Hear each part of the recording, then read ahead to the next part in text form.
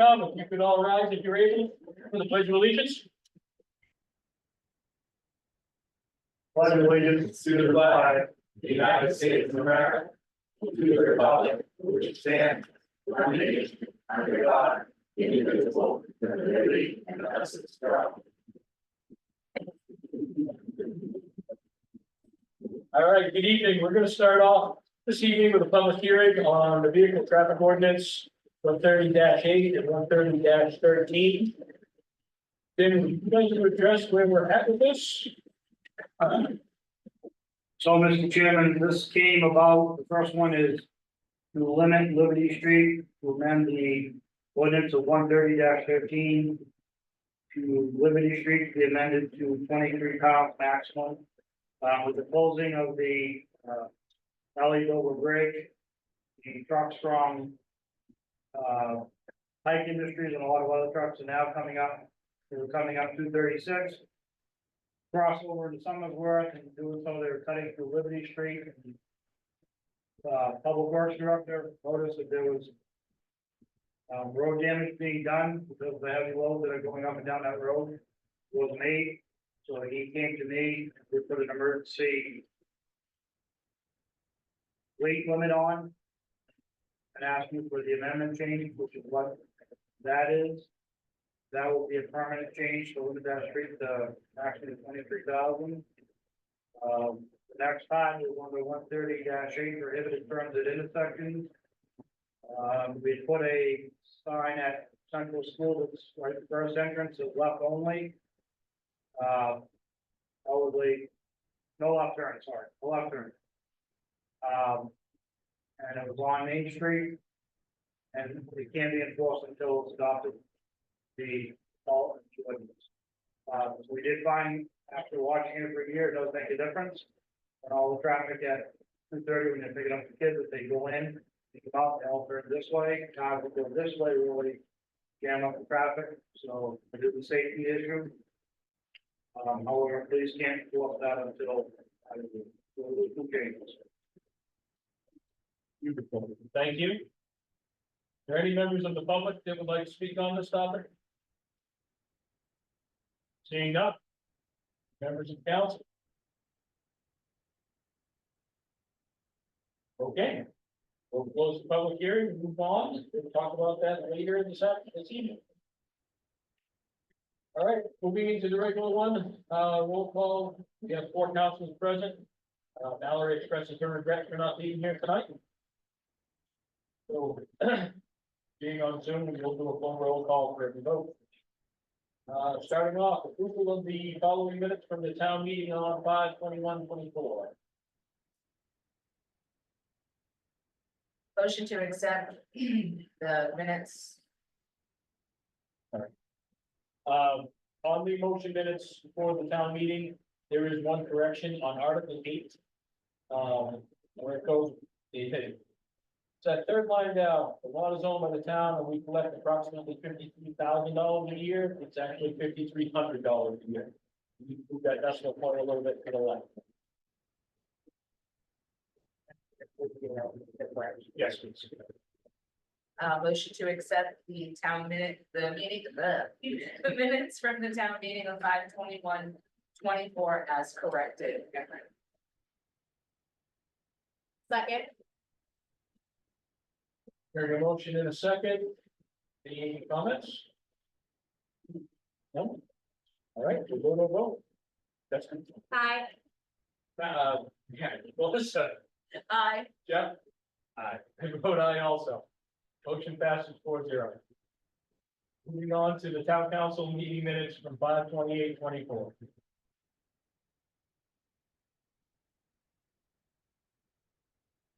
Motion to approve the minutes from the town council meeting of 5/28/24 as written.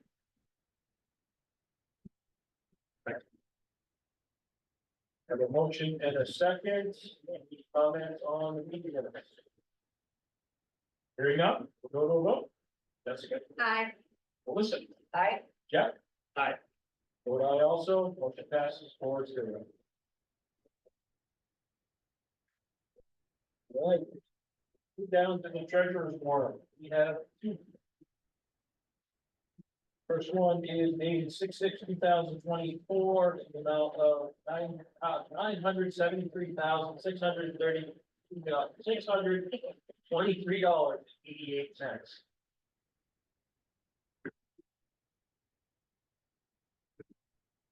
Motion to approve the signing of the treasurer's warrant for a total of $973,623.88 dated 6/6/2024. Second. Motion and a second, any comments from the councilors?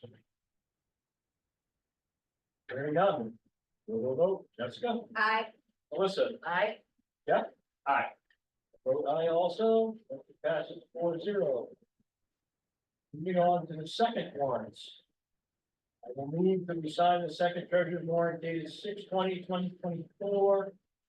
The amount of $365,247.06. Second. We have a motion and a second. Any discussion? All right, moving on, go to a vote, Jessica, Aye. Melissa, Aye. yeah, aye. Well, I also, motion passes 4-0. All right, we're off to reports and presentations.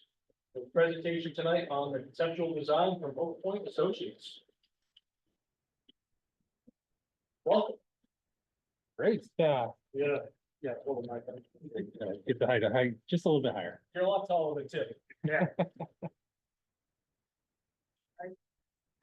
Maybe control your slides, so when you're ready for the next one, just kind of, Next you slide. know. All right, sounds like a plan. Oh, I'm ready to talk into the mic for a second. all right, testing volume. Good. All right,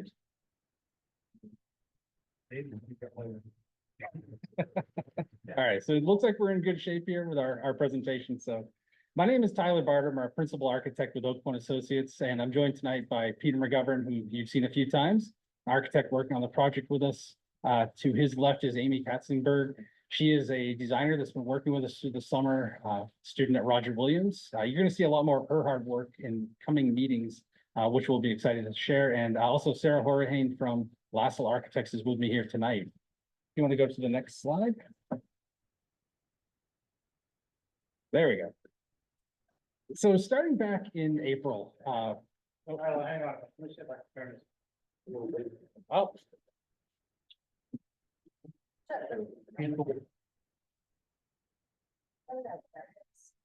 Try that. See if I can even get it.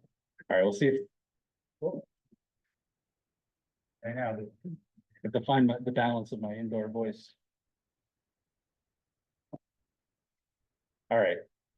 So back in April, when we, oh. Hang on. Try that. All right, how's this one? You good? I'm impressed, you're pulling this off. Well, hey, you know, you have to roll with these things. Usually if we can get the technology to work, we're doing well. It's a half the battle. I'm impressed. So- All right, so back in April, when our team began work, we really had a number of focuses that we wanted to take a look at as we took a look at all of the different things that this existing town hall could be.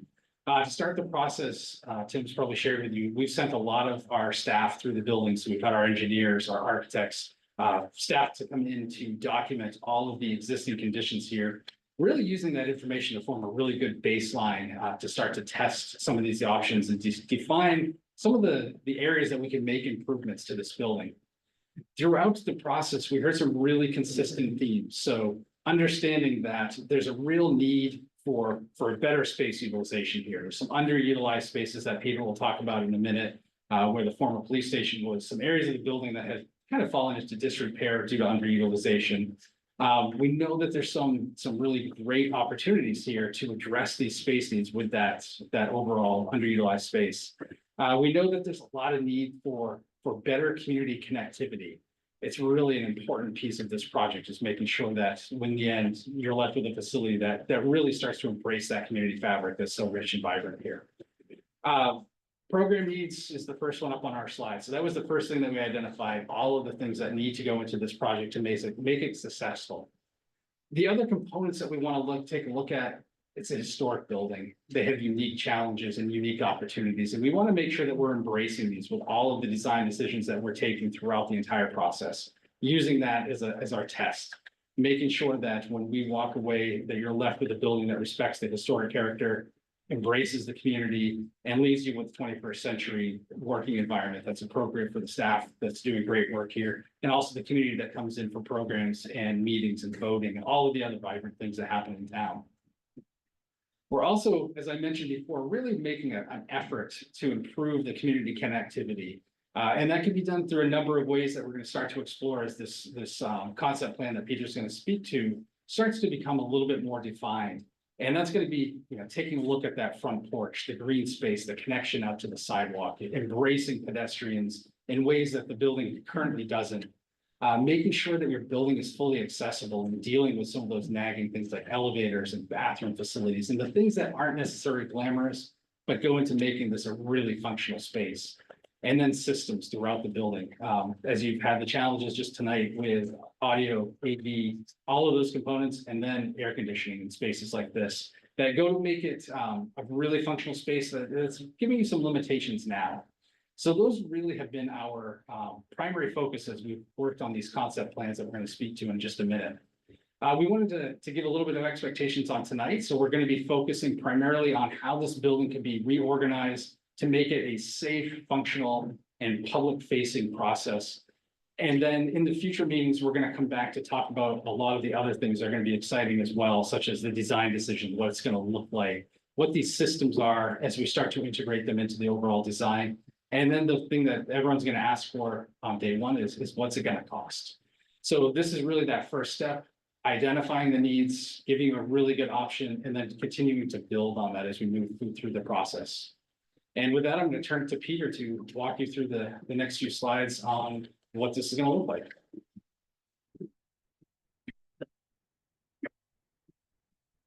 Hello, again, I'm Peter McGovern, architect with Oak Point Associates. Next slide. So we're going to start from the first floor and work our way up. On the screen now is the existing first floor plan. North is to our left. The front of the building is on the bottom of the page. The existing north half of the building is the vacated police department area. And on the right side or south side of the first floor, the only used space right now besides mechanical and support space is that one meeting room that we show in blue there. So you can see a lot of that, well, half of that floor is currently vacant and underutilized. The corridor's closed off. The only entrance really is from that back upper right entrance right now. So next slide, please. So what we hope to do, we hope that this project does is to move the public, the departments where the public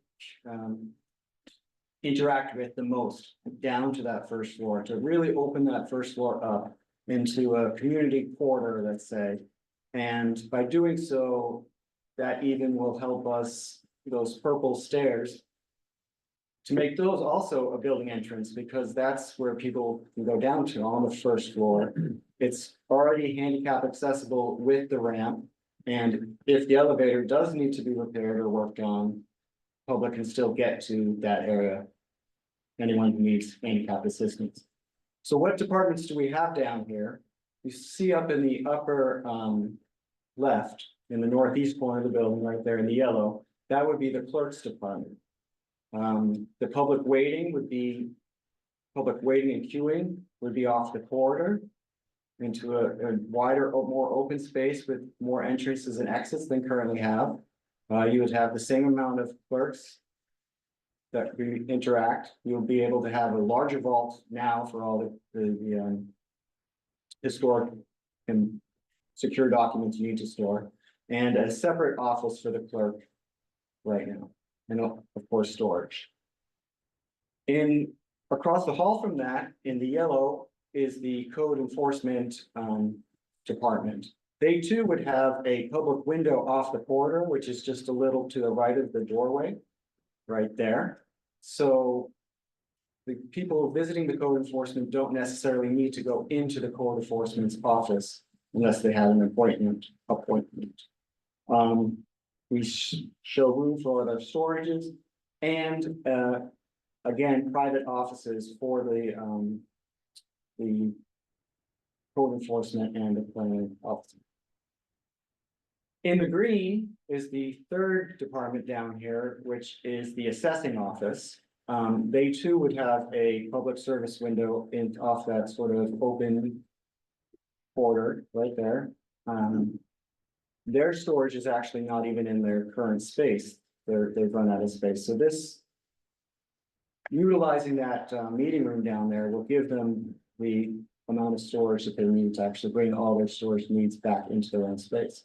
And those two blue spaces are sort of a multi-department use, a break room. There will be that's an existing bathroom that will be remodeled for the department use, and we'll make a new public toilet room right above the conference room, sort of in the middle on the top. Next slide, please.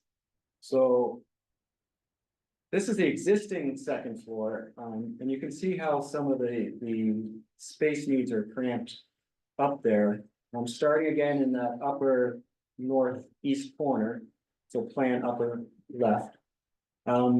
You'll see that dark red and the purple and the pink, that's the assistant town manager, HR and finance, who all sort of are right now share sort of an open office. So there really is no privacy between those departments. And next to them in green is the assessing. We discussed they have lack of storage needs. Their storage is out in the corridor right now. And moving to the right, that's a small break room and two outdated toilet areas. And then the yellow again is the clerks. That corner, that sort of horned off corner in the lower right that's where the current queuing area is now. And you can see how it's only a one way in, one way out, not a lot of room for 3 people. And then the vault up in the upper, right there. The yellow is the code enforcement. Those two offices look like private offices now, but those aren't full height walls. They're half height or 3/4 height walls. So there's no privacy between those offices. Anyone who wants to visit the assessing, the finance, HR, or the code enforcement has to go into their spaces now. There's no private public separation. And then that red in the lower right corner is, of course, Tim's office and his assistant. So next slide. So with those departments going down to the first floor, that opens up space for some more community use and better relationships for the offices that remain. So Tim's office would remain as is. We would get some new paint, we called it maybe. We'd be able to change the doorways to allow him entrance and exit out of his office without bothering his assistant, who also works with the general assistant's office. Jennifer's, the assistant town manager, will be adjacent to him on the other side of the stairway there. To the right. The red. The red to the right down. We'll cross all. Across from the stairway, right there. Yeah. Here, okay, I'm sorry. The other side, gotcha. To the left, I'm Right sorry. here. The other right. The green that you see is the community development office, which is currently up on the 3rd floor. Sort of isolated up here. They can move down here. Right above that will be some storage for all departments that's much needed. Currently, they're using some vacant rooms from the police station. That opens up that back room for a larger meeting room that can be utilized by the public groups that come. I know Girl Scouts come here and any sort of meeting there. It has a small kitchenette off the side for any catered event. Then we have finance and HR in their own 2 separate private offices that allows privacy for those delicate conversations. And adjacent to that is a council chambers room. The council chambers, as you all probably know, used to be on the 2nd floor. The space where we're showing the conference room. This conference, locating it where we are showing it in the old clerk space, is allows for more people to be in it for code reasons. It has the 2 exits and entrances. And then, that gray, it would be a new bathroom, which would be a sort of not, it'd be an open sort of hand washing area with 4 stalls with, floor to height, floor to ceiling height toilet partitions for privacy. So we can go up to the 3rd floor. Sorry, next slide, yes. This is the existing. You'll see this, the current uses, the assessing office is in the room back behind us here in that green. Not assessing, I'm sorry, that's community development. And then if we go to the next slide, what we would change, because community development goes down to the 2nd floor, that allows that room to become another conference. And both that conference room and the one community development use could hopefully be used for future offices if the town expands in its staff.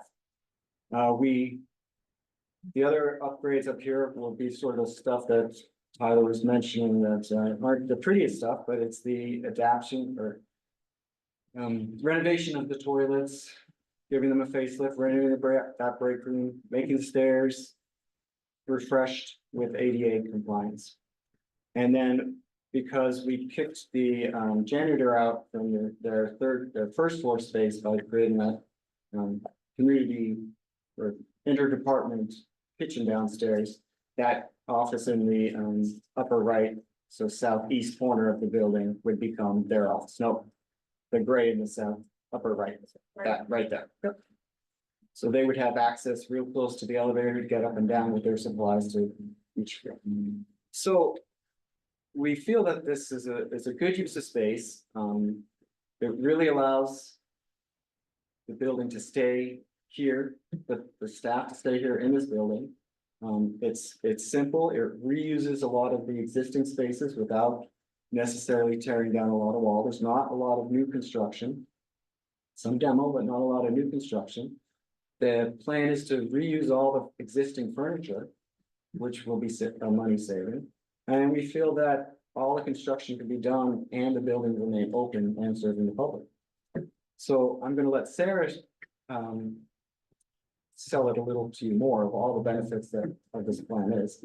But does anyone have any question of the general layout? Or where things are, yeah, good. Well, I hope you like it. Sarah? Thank you. Good evening, I'm Sarah Horahan from Lasso Architects. We've been working really closely with the Oak Point team on this, and we're really excited about this particular direction for this project. Because we really feel like it meets a lot of the needs that we've been hearing from the community, as well as the staff that are working in this building. So one of the, first things when we talk about project cost savings, currently with the 1st floor being underutilized, we're able to keep all staff members in their current offices, renovate that space, and keep everybody here in town, keep town hall operational, so that you don't have to spend the money to relocate and rent another space offsite. Once those spaces are done, then we can start to move people downstairs into those spaces and then renovate accordingly. So we feel that, keeping town hall operational is really important, especially right here in downtown. And as, we're doing that, we're also trying to look at how we're spending money wisely on this project. So really analyzing what works, what doesn't work, repurposing spaces. Maybe in some areas, we're gonna do a light touch of a fit and finish, other areas may need a little bit more. So really trying to spend money wisely and where we're going to see the most benefit from that. As Peter had mentioned, going through his plans, we're trying to maintain as many existing walls as possible. And, we've been able to do that by just relocating different uses around to different spaces that are just better use of space for that. And then we're also repurposing existing furniture. The furniture is in really good condition. So we've gone through, we've measured all of the desks and furniture that will be repurposed. So, a huge part of all new renovations and project budgets is usually furniture, but we've been able to accommodate all of that in these plans. So that's a really great cost savings there. The mechanical equipment has also been recently replaced, so we will incorporate those existing mechanical units as well. So that, you know, we can continue to use out the life of those units. So with that, we're also looking at increased efficiency. So not just efficiency of just repurposing spaces and how we can get a better flow and productivity with staff within the building, but also looking at you know, building envelope and building systems as well. So that will be part of our further conversations here. You know, one of the things we're kind of most excited about is the community use. So being able to bring all the public spaces to the first floor is going to be so important, especially when people come in who have never been to this building before. It's counterintuitive to go up to the second floor to go to the clerk's office or planning department. So to be able to walk in and visually see where you need to go and have those spaces accessible to you without having to use a full staircase or an elevator is just going to be a life-changing update to this building for many people. And so we really want to, with this, be able to just encourage more use as well. And then with the renovations up here on the third floor, bringing AC and doing some renovations to make it more accessible with the stairwells and upgrading the fit and finish in the bathrooms, really encourages that kind of public use and that this is community space and encouraging more people to use this building. And, you know, I think a big part of the conversation is the fact that town hall is staying in downtown. So that's going to be very important. And with that, we're going to be looking at encouraging more town involvement and the pedestrian use and how we're creating further connections with pathways and how does the front yard space get worked out. So we do have, you know, we're looking forward to bringing that into the conversation and really making it more of an effort to connect that. We'll also be looking at upgrades to building systems and providing AC throughout. Break rooms, bathrooms will all be getting refreshed, so it will feel like a nice, new, comfortable space. On the next slide, we have identified some green initiatives that we're looking at. Again, with this approach, we're reducing and reusing, using existing materials, repurposing the existing furniture. That's going to keep things out of the landfill and reduce our environmental impacts with this project.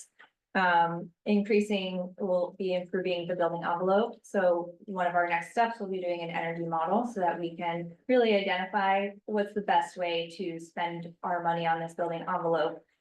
What's going to give us the most bang for our buck to really bring this building up to reduce the demand for heating and cooling in those spaces. And then we've also talked about a solar proposal.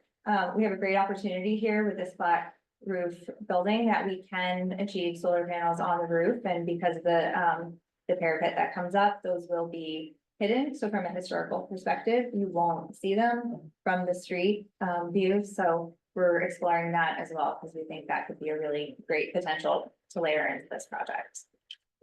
On the next slide, next steps. So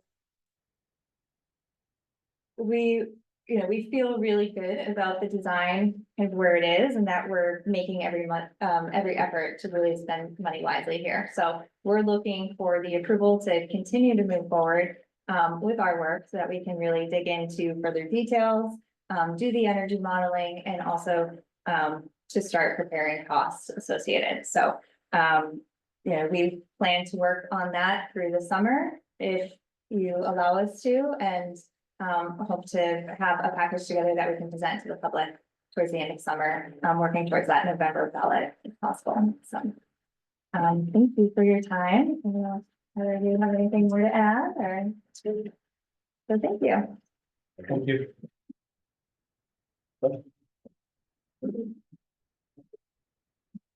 Any questions from the public?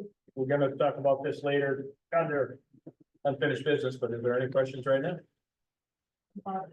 Project? About the project? Yes. What?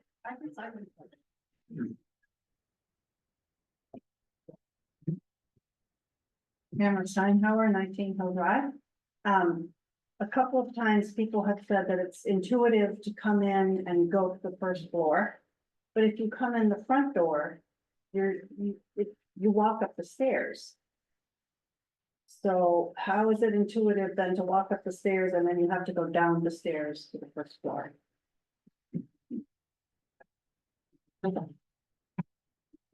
That's my comment. I guess I can address that.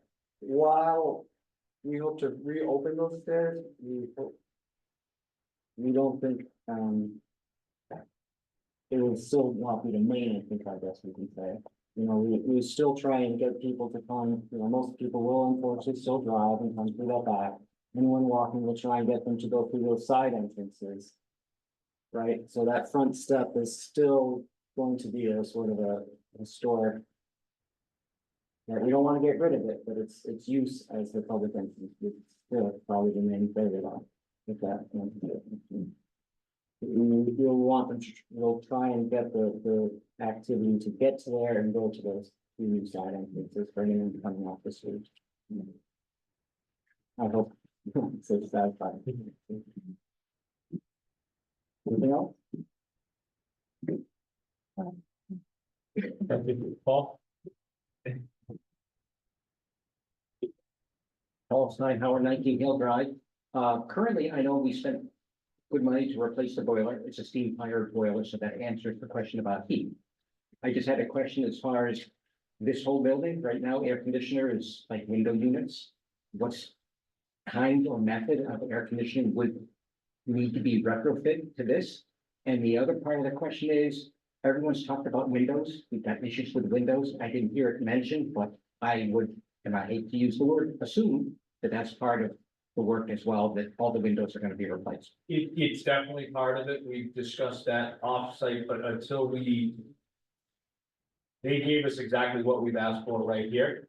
The next step, when we get down to, if we approve the concept going forward, that's when they're gonna dive into all the rest of the systems going through. They've talked about utilizing the boiler, but as far as the AC, that will be their next step in the next design. They'll do the mechanical systems.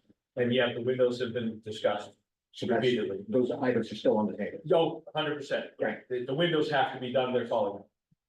Exactly. Great, thank you. All good. So I don't know if this, Tamara Steinhauer, 19 Hill Drive. I don't know if this belongs here or under public comment, because it's sort of related to the agenda item, but not quite. Could someone refresh my memory as to how this process is happening? Because I think I read in the South Berwick Reporter, it made it sound like you all are making a decision about whether we redo or build new. And early on in all the process, it was talked about that it would come to the vote of the town, it would be up to everyone in town. So did that change? And if so, when?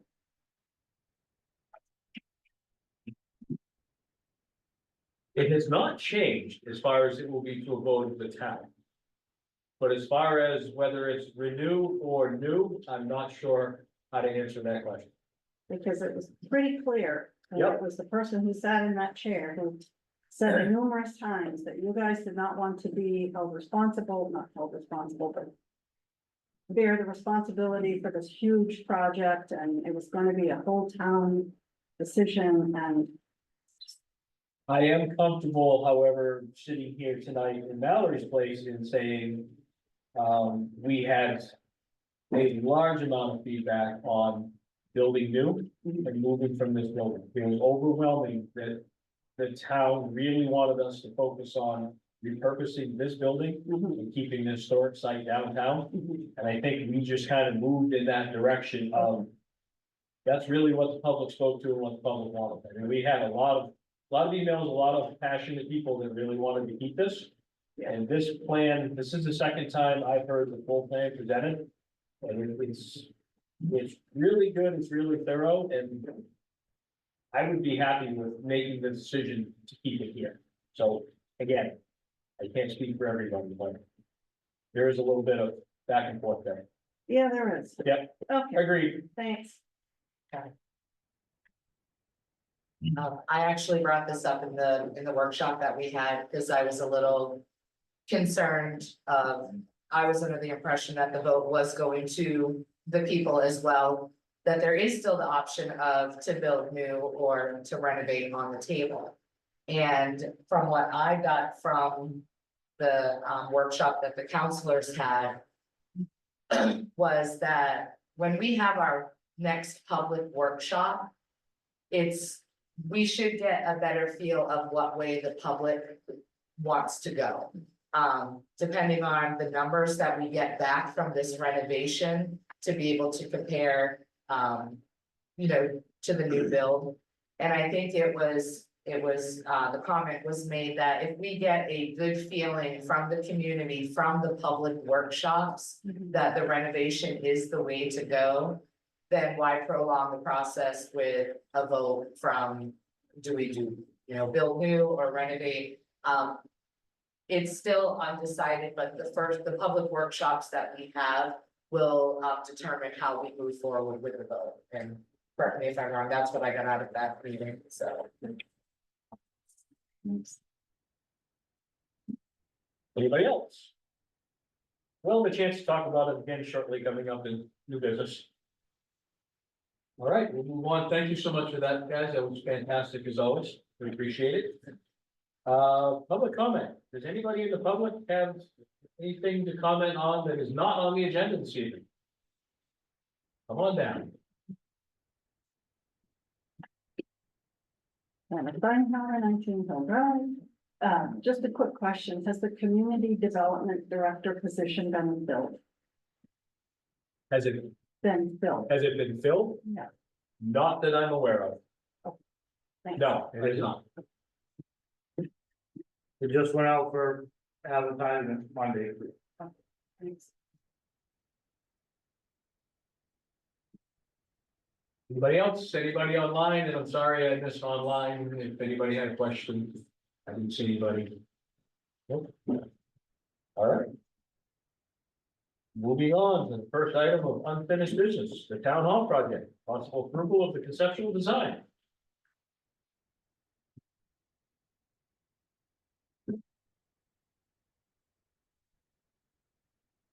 So there is a slight timeline with this, and again, taking the Steinhauer's comments into view also. But we would like to make the effort to get this on the November ballot. So we really, as a council, need to decide tonight, if we'd like to move this forward, so they can gather the cost and come up with the rest we need for the conceptual design. Anything from the council? I apologize, my screen's down, so I'm just working on the flash screen, but just through the workshop a couple weeks ago or whatever, and the presentation tonight, just the thought of I think for me, what I saw and gathered was a very thoughtful way of how they would work, how you guys organize the movement, the sort of the layout. I'm not an architect or anything like that, and but just looking at it, it seems well thought out. So I appreciate the work that was done. And then also a lot of conversation did happen at the workshop around this as well, and I think and a little bit more in depth as well. And I felt like a lot of the things that we were looking for being able to look at new, we know what that basic cost would be. And so having an idea of what this would look like here now is the cost part. I really felt like there was a lot of thought put into the plan, and again, like I was saying at the workshop, I think moving to the next step to get that pricing, so we know what we're looking at, is a really good thing to do, to kind of follow you for the public, so like what was mentioned tonight, we can give two somewhat apples to apples looks at what the cost is, at least from that point. And then hash out the other stuff later, but as they arise, but at least we'll be able to have costs, right? So I'm all for moving forward and keeping the train rolling. So we get the costs and get answers to the public as well as to ourselves, so we can all have a conversation. I think there's been some really good conversation around the whole topic, so. Thank you. Thank you. Yes, sir. I think it's really important that we spend time to, when we think about the cost, to actually look at the systems or hearing questions about the systems. And once we get that information, you know, it's important that we move this forward so we can answer those future questions. Awesome. Good. Yeah. I'm very pleased with the conceptual design at this phase, and I am really looking forward to see what the price tag is gonna be, because I think that's probably gonna be the icing on the cake for a lot of the decision making. So thank you for the work that you've done so far. With that being said, make a motion to approve and move forward with the next phase of the project to gather the cost funding needed to proceed with the conceptual design. Second. With a motion and a second, before we vote, I did speak with Chairperson Cook this afternoon to let me know she wasn't gonna be here. She did want to make the public aware that she is 100% behind this. She was at the workshop we had, and she believes this is definitely a direction to go into to get us the information we need. So while her vote is not going to count tonight, she just wanted to make the public aware that she is very much approving of this. Anything from the public before we vote?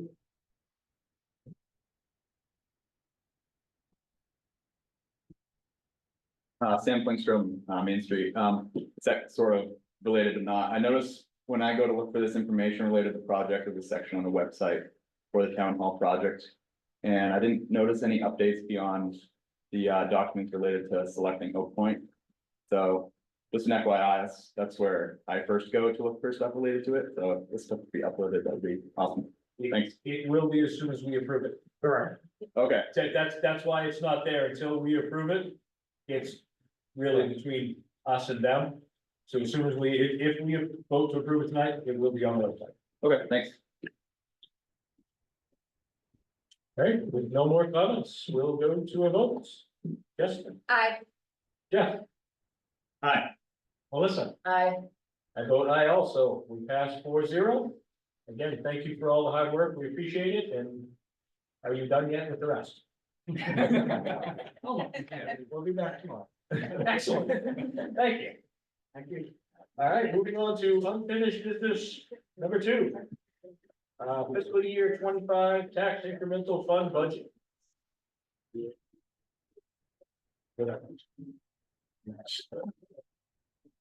During the annual town meeting, the public did vote for the council to move forward with spending $10 as the program allows. So we did finish, we had finished this up before, but now I'm presenting in front of you, the economic development.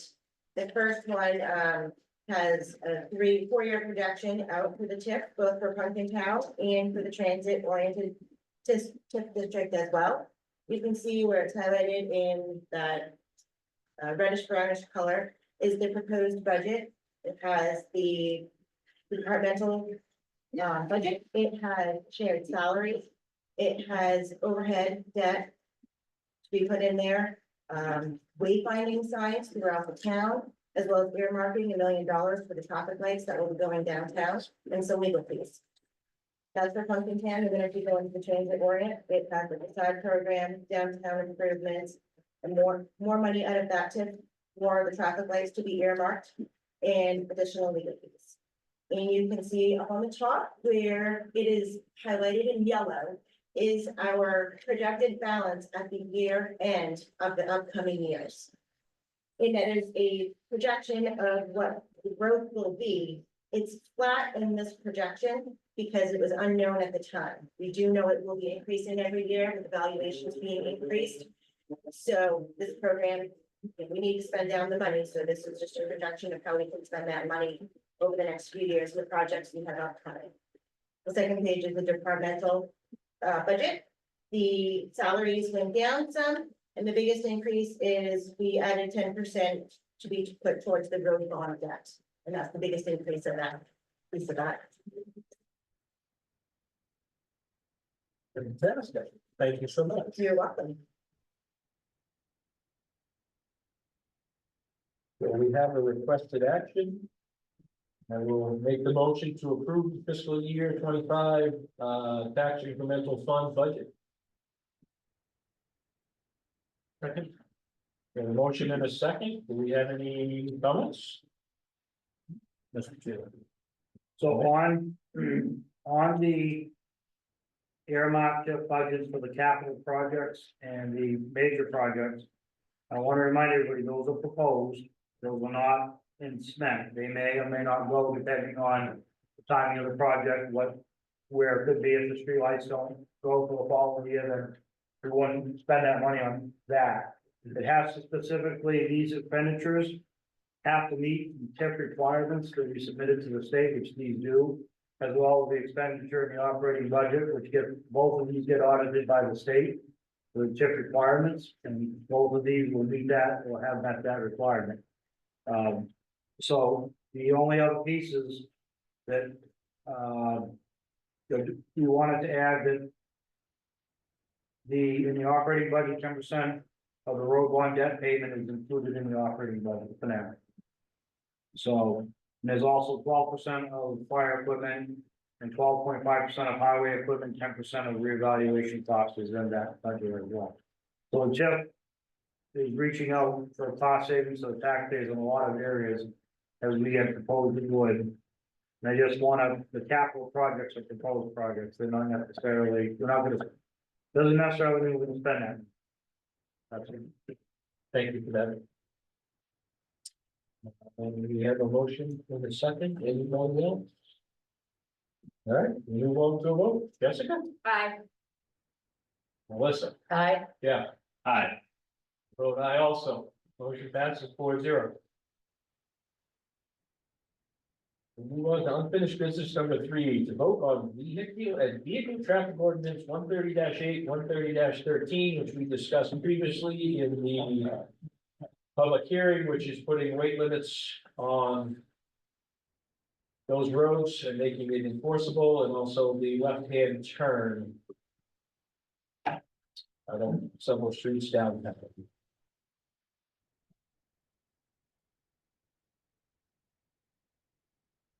We have a motion? You have to do 2 separate motions. Yes. Yes. We should do 2 separate motions.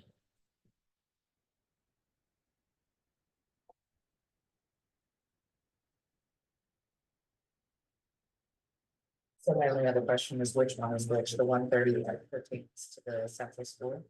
Yes, they're reversed from the way they were before. Motion to accept the changes to the traffic ordinance 130-8.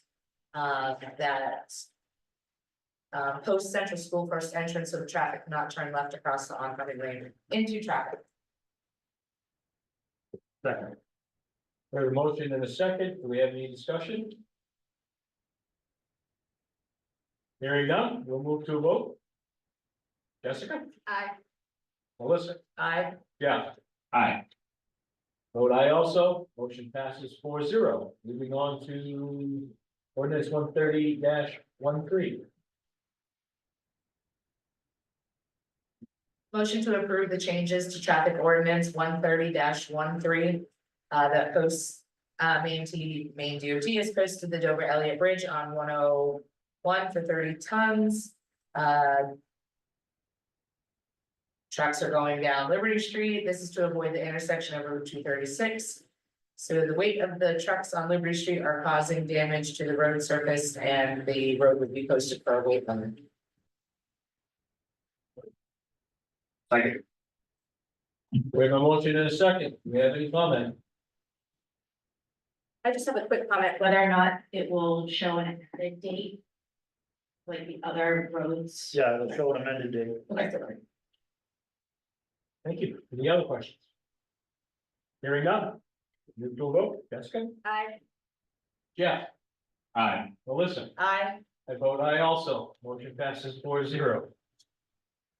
All right. Mr. Chairman, Yes, sir. just a reminder for the council and for the public, this is not an emergency ordinance, so it'll take effect 30 days from the time that it's approved tonight, 30 days later, it'll become effective for that. However, Liberty Street is posted till August 30th, we post it temporarily, so this will remove that temporary posting and we'll put that permanent in place. Thank you. Thank you for that clarification. Moving on to new business, the FEMA floodplain, there I was, going back, Jessica. Thank you for allowing me to be recognized. And a quick announcement. Since November of 2021, I've had the pleasure of serving the community as a counselor and contributing to a number of programs, including the Comprehensive Plan and Downtown Revitalization Plan Advisory Committee. I've attended meetings at the county level, have regularly participated at the town and school district meetings in my quest to understand the work at hand. I believe the community is better informed as a result of my communication efforts through a personal blog, through speaking directly to residents, through my attendance at other committee meetings, and through the Southburg Journal, where I author the town council's monthly column. It's with a mix of excitement and bittersweet sentiment that I announce my resignation from my role as town councilor for the town of Southburg. My last date of service will be July 10th. My last council meeting will be July 9th. I have found my true north in the Great North Woods in New Hampshire, where I will continue my path in serving humanity in a new capacity as a town manager in Lancaster, New Hampshire. Sometimes in life you get to a point where you must take the risk or lose the chance, and I am at a point of personal growth. So I thank you for allowing yourselves to trust my hard work, and I will take my experiences with me for the rest of my life. I'm gonna go with congratulations, and when we get to July 9th, I'm still not gonna accept your resignation. We'll miss it. Congratulations, they are a lucky town to get you, and I will leave that at that until we get to July 9th. Bring it down. All right. Now let's move on to the FEMA floodplain ordinance. We need to schedule a public hearing. It's required by FEMA to adopt the floodplain management measures to meet the minimum NFIP requirements. Anybody want to help me with what NFIP is? National Flood Insurance Program.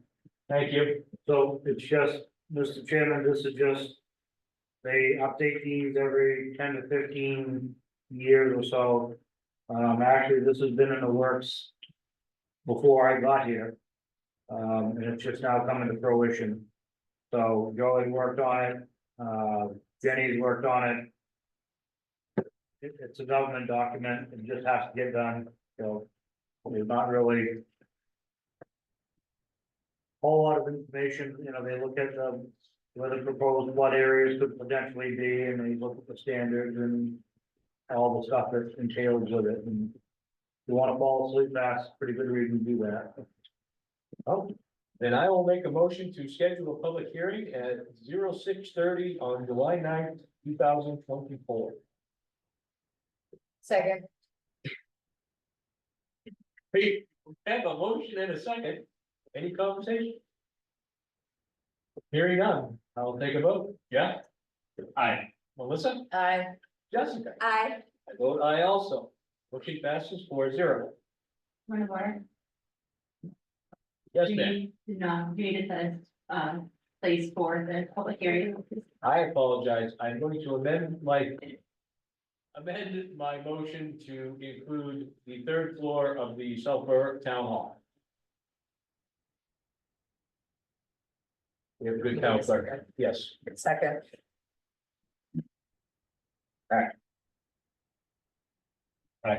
We're good. Aye. I'll take the hit on that one. Sorry. All right, second item on new town business is the lease for 2 Western Star plow trucks. Not even in that time of year, we're talking snow removal already.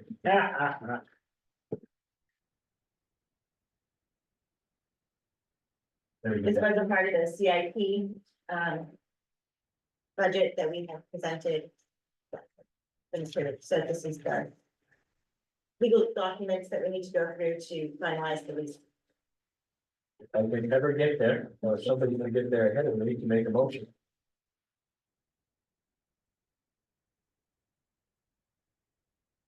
We're gonna do it. So what? Mr. Chair, in that motion, according to legal, you have to actually read the whole thing. Thank you. I will do it.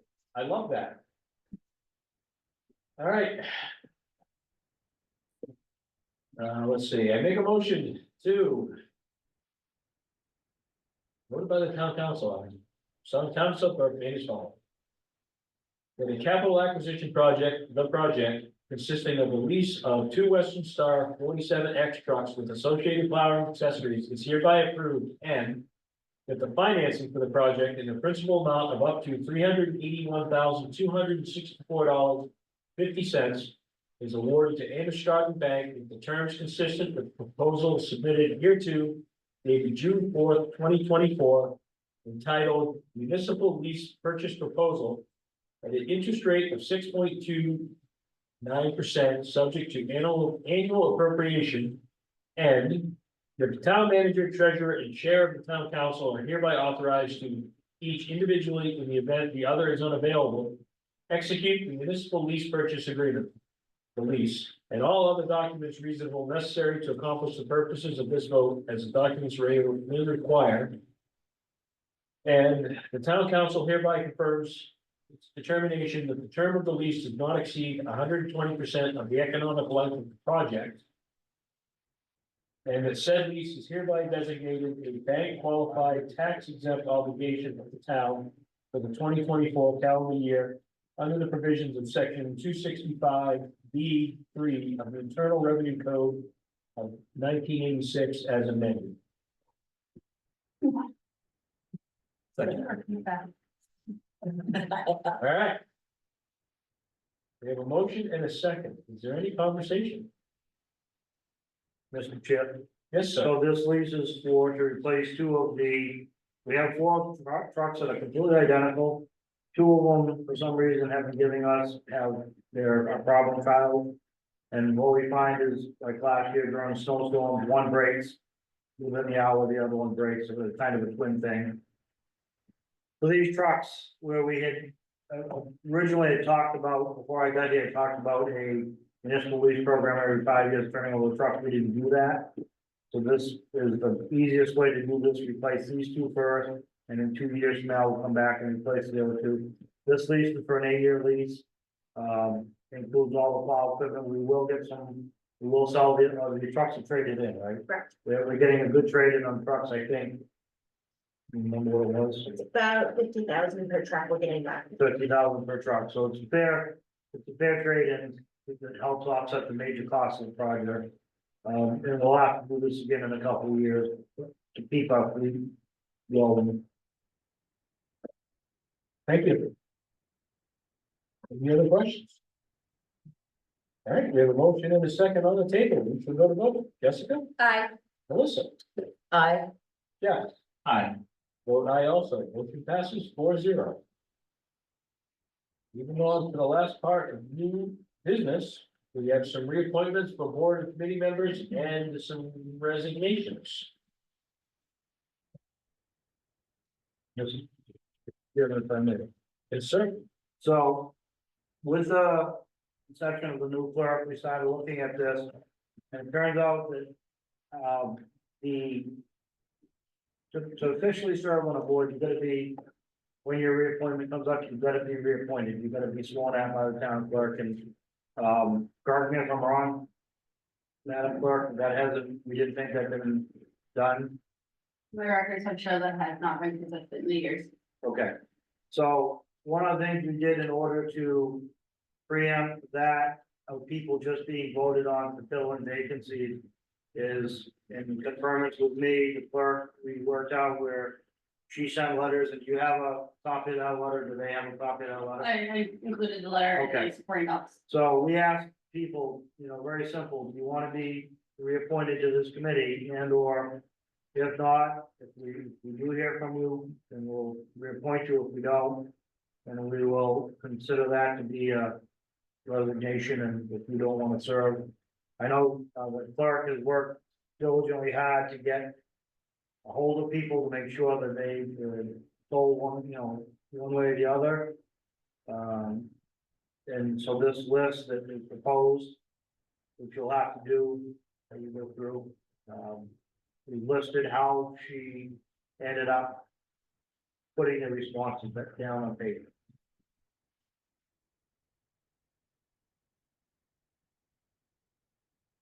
If you have any questions, just let me know. It's a lot. So, first off. Do you want these as separate motions for each board, or do you want it as one? Because in the past, with reappointments, we've done it as one motion, but there's a lot here.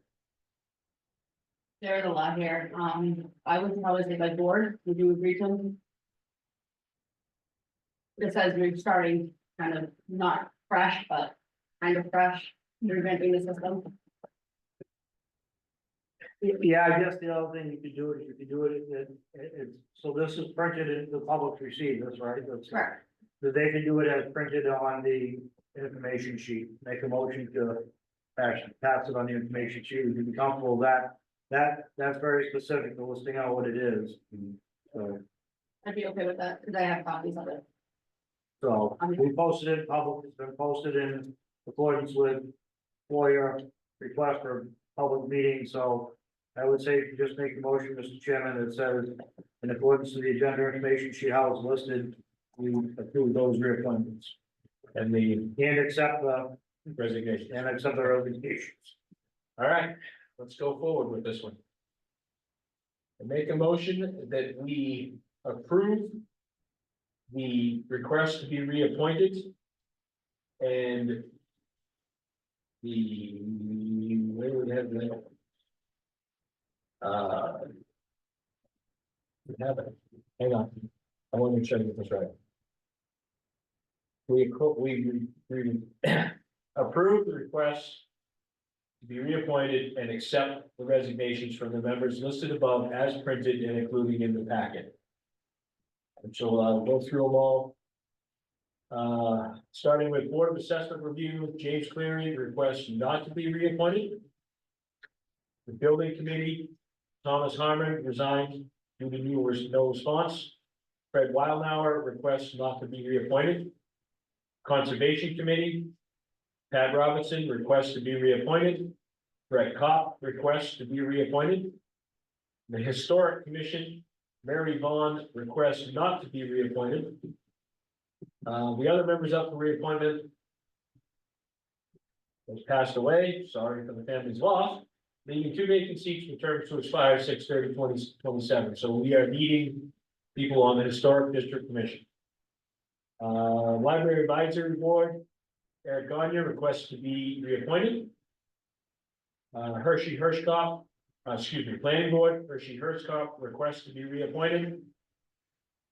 Anthony Palzetti requests to be reappointed. Recreation Committee, Jeff Horth requests to be reappointed. Heather Holland requests not to be reappointed. Zoning Board of Appeals, Sam Flinkstrom requests to be reappointed. And Robert Edgar requests to be reappointed. If appointed, all terms will expire June 30th, 2027. Is that correct? Second. Okay, we have a motion and a second. Do we have any questions?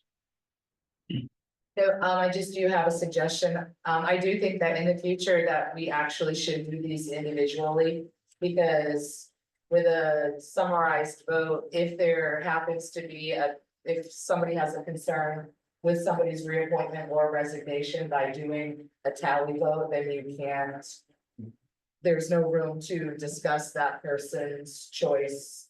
So in the future, I know that we're going to I don't think anybody has any problems with the requests on this page, but for the future, we should do them all individually. in the history of me here, I've never seen a list like this, and it's Yeah. basically because. Tyann is getting caught up with. Cleanup. Cleanup of past, so, yes, I agree with you, very valid point. Said I've never seen a list quite this large. Any other questions? Hearing none, we're voting a second. Vice Chair, if I may. Oh, yes, Just while we're on the topic of boards and committees, there are many vacancies that are needing to be filled. A couple, we do need people to create another forum. Historic district being one of them, and, recreation being the other. So those two are not forum boards as of right now. So please send an application my way, and I'll be happy to get you on the, agenda to be. Thank you. I'm assuming that is on our website, I know it is, but Currently. It's currently and it'll pop up. When you go on, it's a little pop up in the corner. I love the Lovely- pop-ups. Lovely pop up. Love the pop-up. All right, got sidetracked yet again, we'll go to a vote, Jessica, Aye. Melissa, Aye. yeah. Aye. I vote aye also, motion passes 4-0. Let's move on to the town manager's report. Thank you. Left the road now. Mr. Chairman and members of the council. As the road commissioner, last Friday, I went out with the, public works director. And did pre-final inspections of the projects they've been working on, which should, is supposed to be being done by the road commissioners all the time. Not sure that it has been, but we'll get done now. So the first project you see is Thorough Road. That was blasting and rock removal, ledge removal, and then the last picture on the lower left is a picture of the base pavement. So, on 621, the grading of the back slopes, they got that left to do, they did some of that today, matching the driveways, they're almost done with that. The base coat, they will put down, they're putting down for 1 year, and then let it settle, and then put the top coat on. Shoulders, he hopes to have done this week, he's ahead of time. Once that's all done, I'll go back with Jay for final inspection, and we'll approve the project, and it'll be complete. The next one is the Lucas Sands Road, you see the first upper left. You see what it was, as it originally was failed. Then the second bottom picture shows you the cracks in the pavement all the way along where it actually developed. So to speak, sinkholes all through the project. Where they found there needed to be more additional rock added to the slope. And the third picture shows you on the upper right. That they put in the drain, all the slope work, all the, riprap. And what it's gonna look like before pavement. So they've done the banking slope, reconstructed the base. The paving, which they paved on Monday. Guardrails will be installed on Thursday or Friday, the road should be back open by Friday afternoon. The FEMA claim was originally about 300,000. We found additional damage of another 100,000. The original estimate was around 250,000. And now their FEMA estimate's gonna be around 400,000. So thank God we have that, so that we don't have to, have that. Covered by taxpayers. So of that, 10% will be unpaid, 5% will be the state, 5% will be us. Last project that I inspected was Belmont Bridge. And so this is, the decking was completed. The picture on the right shows you the approaches. So what we found out is this bridge was built 20 years ago. And it was supposed to have these approaches put in. And then on top of this, they put sand and gravel, then they pave it. And what it does is, it provides for a solid base so that when cars approach the bridge, they don't bounce onto the bridge and destroy the planking. This was supposed to be put in 20 years ago, and it was never put in. So when they were doing the bridge, they came out, figured out that they called Jay and said the approaches were never installed, with no concrete, we dug it out, so they had to dig all the way down. We had to put, for additional cost, those concrete bases in, and then they'll put gravel on top of that and then pave that so that it doesn't compact. And the cars don't jump on the bridge, so. kudos getting that fixed. They're hoping to have that paved Wednesday, the guardrails installed Thursday, and hoping to have the bridge open Friday, so.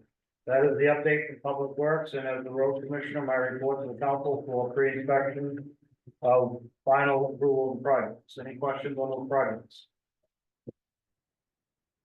I want to just compliment the highway crew for all the work they've done this year. So far, Thorough Road was a massive rebuild. They really did a great job doing that, saved a ton of money, made the road safer. And again, it'll be the way they built the base and did the runoff and the angles, and they shot everything with the tripods and the cameras, and really did a good job making it. I think it's gonna be a 20-year fix for that road. I wish they just left the base, it was beautiful, I'd rather have that in the car. They did a beautiful job on that road. So they did a good job, and I just want to compliment the highway for their hard work on that. Police department had 0 arrests, 7 accidents, 41 traffic stops. Fire department had 9 calls in the last 2 weeks, 226 year to date. They've taken advantage of nice weather to do more outdoor training. They have 3 new drivers working on getting the required driver operator training certification. The new fire truck pre-construction meeting will be at Pierce in Wisconsin. It's scheduled for July 29th. Nick and one other gentleman's gonna go out and they go to that pre-construction meeting. They approve the final drawing and plan for the truck. And after that meeting, if they approve that, the truck will go into production, it'll take approximately 6 months to build and be delivered. Hopefully it'll be here late next, early spring or late winter, early spring next year. Code enforcement, 13 building permits, 12 plumbing permits, 28 inspections, 2 violations. The Seacoast Christian School gym will be coming down, should be coming down any day. Planning has been a major home occupation automotive service was June 20th at the planning board meeting. And the site walk is scheduled for July 17th. And major site plan amendments, Sandville applied for amendment to their plan, and they set a public hearing for that on July 17th. At the library, the summer reading was kicked off, and that was very well attended. There was 80 people who signed up, but they actually had about 150 people in attendance. The recreation, the archery camp is taking place this evening, this week. Summer camp actually started today. The seniors, Wednesday, June 26th is the July 4th luncheon. It will be featuring a new musical entertainer, Chris James, and they have about 70 people expected. June 27th trip is a trip on the Spirit of Boston. Assessing, as a part of the reevaluation, the KRT staff will be working in Old Mill neighborhood and surrounding areas. Verna is reviewing all of the field work done by the KRT staff. She's very busy in her office right now. The town clerk, they have a seat open on the town council. And that is up for election. The paperwork for this seat will be open starting July 29th, and it will be open until September 6th. At the transfer station, the fire department installed a Knox box. Repairs are scheduled for the demo container. Saturday sales were $2,000. They were very busy there this past weekend, and the brush is being removed again for the 2nd time this year. Economic development, I wanted to remind everybody, Monday, July 1st, there'll be a downtown revitalization committee meeting. And in my area, I've had 10 business meetings, 20 staff meetings. 18 letters were sent out for personal property accounts that have outstanding balances. Those are due on July 18th. We now have 41 liens for the 2024 tax year, and 10 of those have liens for the 2023 tax year. Those 10 will foreclose on December 5th if they still remain unpaid. I'm working on year end and working on the books and watching everyone's budgets very closely. We are going to be flipping into the new year and the accounting software on Friday afternoon. So after that, we will be having 2 warrants for every council. As you remember, we'll have one for fiscal year 24, we'll have one for fiscal year 25, probably about until mid-August. And the audit is scheduled for the last week in September. Linda and I are still working with ADB to finalize the implementation process. And I'm working on a letter to be sent to the Maine Department of Transportation.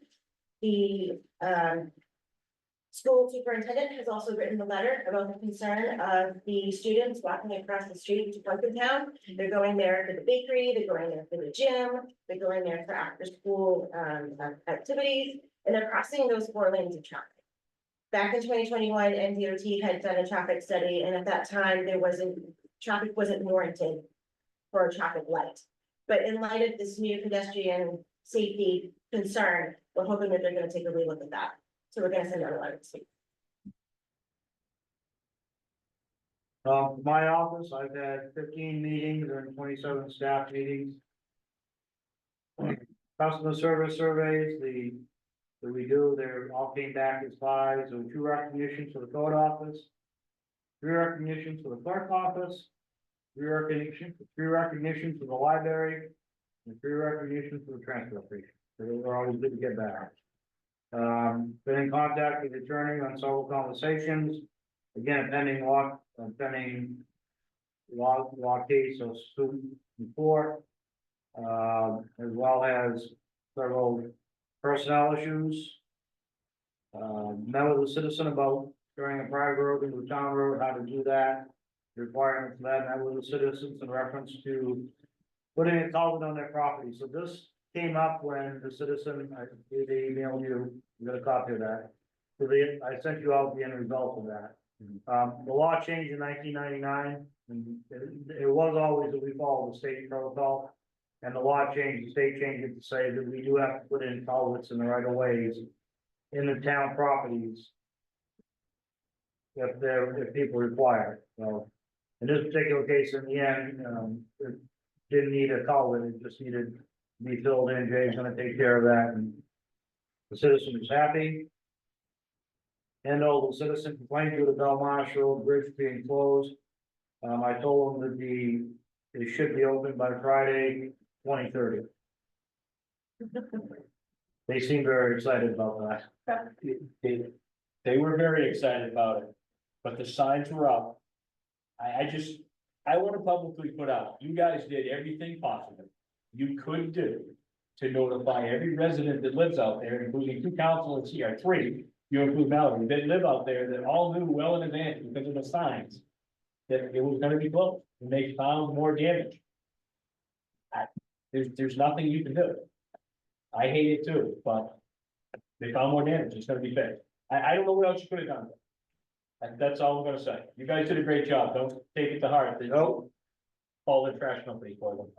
We have 8,000 citizens, I can't make them all happy. We try, but we can't.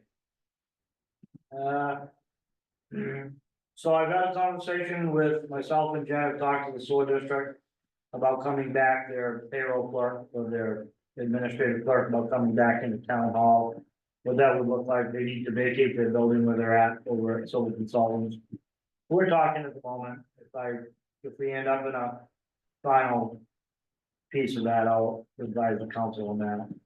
Several personnel issues, and then we were paid a visit by they're called Freedom Press First Amendment group out of Massachusetts, and they just go around and film, want to see the building and want to look at everything, and I encountered them in my other places where I worked. This one was very painless. I decided to jump up and take them and do the guided tour. I took them and showed them every spot in this building. Every closet, every bathroom, every fixture, the furnace room, the stairwell, everything. And explained that, we're trying to ask for a new building, but it's based on taxpayer support, and we have to justify to the taxpayers first. And that's my report, Mr. Mayor, Mr. Chairman. Thank you. I don't like it. You good, Jeff? Yeah. Moving on to council member comments. Melissa. I just want to give a shout out to all of our crews that had to push through that heat wave last week. Our public works, our police department, our fire department. Who knows, our assessor might have been out in the field, our code enforcement officer might have been out in the field, but those are some pretty miserable days to be outside, and especially Public Works with trying to get the work done, on all the roads that are under construction, so I felt their pain. And so, kudos to them for getting through it, and hopefully we didn't have any, casualties of, whatever. And we've been talking, my other, couple quick comments is, we've been talking a lot about, safety, in our town, recently. And especially with the, Belmarsh Bridge being down for just 2 weeks. There's been a lot of rerouting, people finding alternative routes. And it's been brought to my attention that when you come to the end of Witch Trot Road and you turn left onto 91. There is no speed limit sign for a good 1.5 to 2 miles. So I didn't know if we could look into maybe when people are turning off Witch Trot, going up 91, they have no idea what the speed limit is. If they're not from the area, and if they're being rerouted, I don't know if that's something that we could look into, Tim, and maybe just getting a speed limit sign somewhere. I don't know, is there like a law of like how close speed limit signs have to be to each other, or? That would be under. Yeah, no, not that I'm aware of. However, so no, not that I'm aware of. And I think if it's on, is it actually 91 itself? Yeah, Then it has to be named DOT, but I'll certainly call Jay, I'll talk to Jay and have Jay reach out to the contact. okay, fantastic. And then my other question for Tim is, how long does the long arm of the town manager arm reach into other towns? Pond Road. The first 2 houses on Pond Road are actually in Berwick. There is a stoplight on Route 4 at the end of Pond Road that has been out for 2 years now. The residents of Pond Road, even the ones that live in South Berwick, have reached out to the Berwick town manager as well as the Berwick Public Works, and they've been getting the runaround for the past 2 years. It's say something about it's a CMP contract. I just didn't know if we had where it's technically Berwick, but the safety concern is for the residents in South Berwick that live on the rest of the road. You can't even see that road at night turning off of Route 4. Is it a street light or flashing traffic? No, street light, yeah. But like I said, it's dicey because it's technically Berwick, but it's really affecting some of our South Berwick residents. We have a number we call CMP, Okay, we'll just call CMP and turn it in. okay, For clarification, are you talking about like the street light that illuminates the street sign and the entrance itself?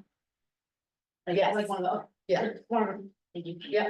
Yeah, we'll just call them down, you know, I don't know if there's an electrical problem or what it is, Okay, but we can call and just say, yeah, it's just super dark right there at night, Yeah. and especially when we start to lose daylight hours. And there's a business right across the street, that traffic gets a little dicey, it's just becoming we have I know Jay has an email contact, we have a place, we have a number anyway, we'll reach out. awesome, thank you so much, so those residents will certainly appreciate it. That's it. No guarantee to get the text. Nope. We'll- Nope. All I can ask is that you try, thank you. Jeff?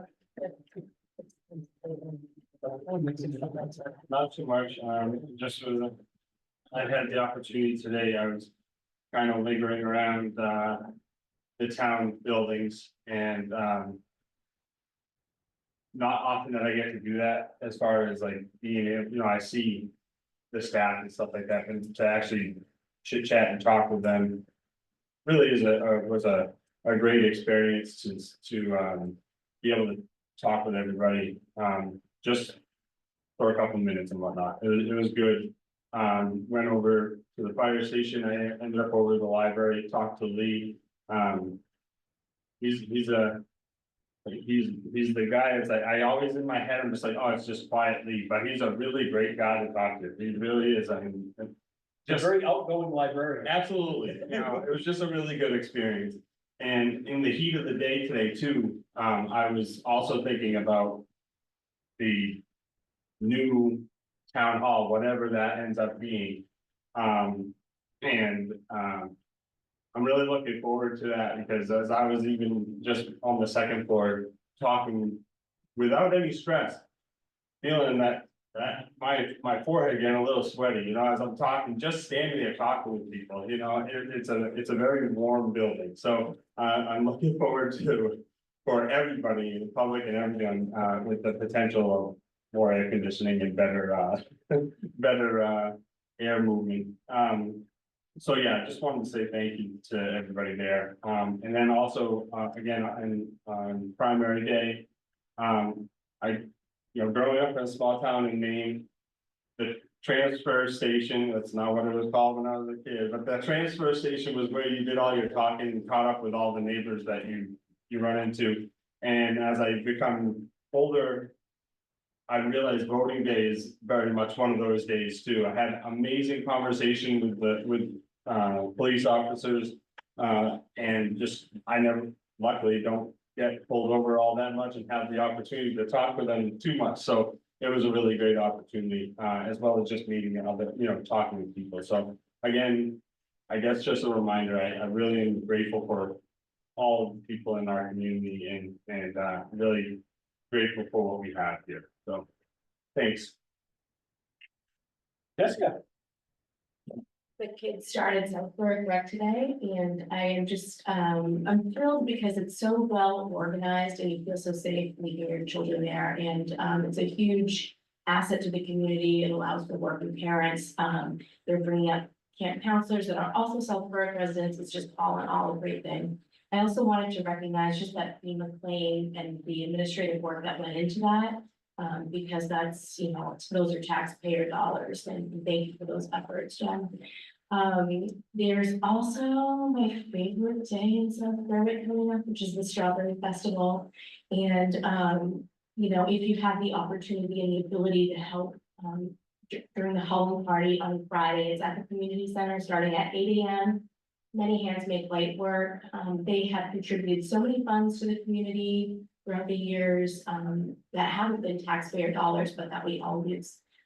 So looking forward to seeing everybody next Saturday at Central School. For the Saturday. Yeah, Saturday. Well, confusing. I have nothing. You guys have it all covered tonight. I'll entertain a motion to adjourn. Second. All in favor? Aye. There you go. Let's skip that part. Thank you, everybody. Have a good night.